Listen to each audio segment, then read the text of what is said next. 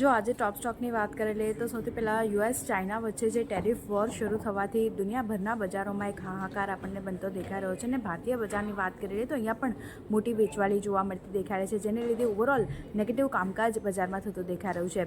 પણ stock specific વાત કરી લઈએ તો ટ્રેન્ડ સૌથી વધારે નેગેટિવ કામકાજ, સારા બિઝનેસ અપડેટ આવ્યા છે અને કારણે નફા વસૂલી પણ બનતી દેખાઈ રહી છે અને ઓવરઓલ માર્કેટ સેન્ટિમેન્ટ પણ અહીંયા અસર કરી રહ્યા છે.